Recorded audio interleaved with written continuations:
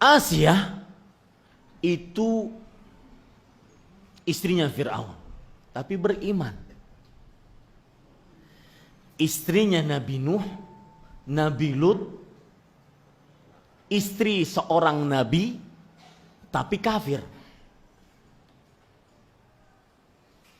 Orang yang di samping rumahnya masjid, tapi tidak ke masjid. Sedangkan yang jauh kadang-kadang dia jalan, kadang-kadang naik sepeda, menghalau panas matahari, menghadang hujan, dia mampu pergi ke masjid dan sholat di saf pertama. Orang-orang punya banyak sarana untuk sebenarnya lebih bisa berprestasi dalam agama. Seperti orang-orang yang mengkoleksi Al-Quran. Di zaman sekarang Al-Quran yang dicetak begitu macam banyaknya. Ada Al-Quran saja, ada Al-Quran tajwid yang berwarna-warna itu, merah, kuning, hijau, biru. Ya. Kalau gunnah ini, kalau idgham ini, Quran tajwid. Ada Quran terjemah per kata. Ada Quran tafsir per ayat. Ada Quran sejarah. Jadi Al-Quran disebutkan sebab-sebab turunnya. Itu semua tercetak. Tapi cuma sebagai koleksi.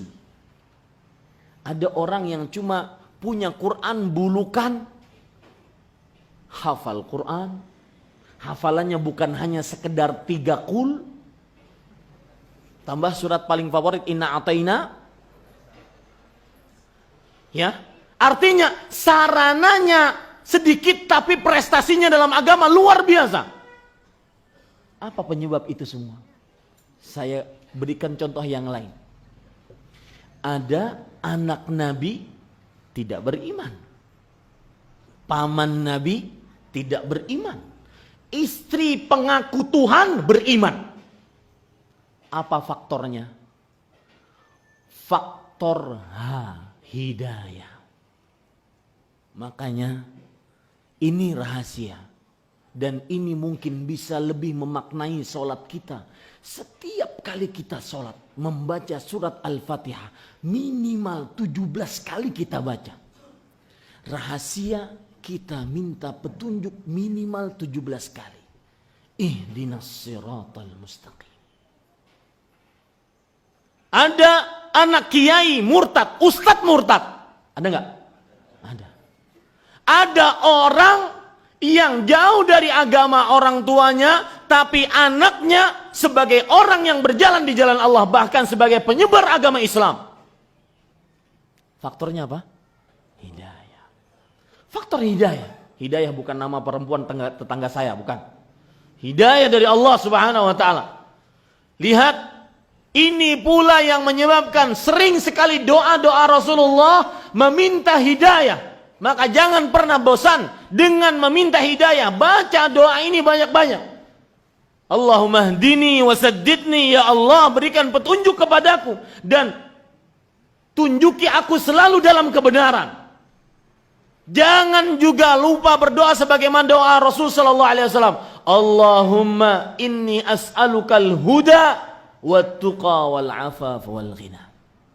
Saya yakin yang hadir di sini mungkin beberapa kali dia naik angkot sampai ke majelis ini.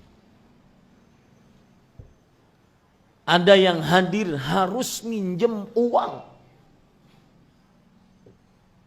untuk hanya sekedar hadir di majelis ilmu, menghadiri kajian. Apa faktor itu? Sedangkan orang yang diluaskan rezekinya, tidak ada penghalang, sehat badan, transportasi banyak, malas untuk hadir. Dengan satu dan lain hal alasan yang sangat bisa dicari. Semua orang bisa nyari alasan. Apa itu faktornya? Hidayah. Semua hidayah dari Allah Subhanahu wa ta'ala. Ada orang-orang yang kadang punya waktu sempit. Semakin sempit waktunya, semakin menghasilkan prestasi agama. Bapak, ibu, saudara-saudari, kapan Anda mulai saat ini mindset, cara berpikir kita rubah? Kapan Anda bertemu dengan seseorang, jangan lihat dari ujung kaki sampai ujung rambut, apa yang dia miliki dari harta dunia. Itu sudah tidak main bagi orang-orang yang mengkaji Al-Quran dan Sunnah. Yang kita lihat, apa prestasi Anda dalam perihal agama. Apa manfaat Anda untuk orang lain, untuk Islam, untuk agama. Itu yang dijadikan sebagai standar kesuksesan sebagai seorang muslim.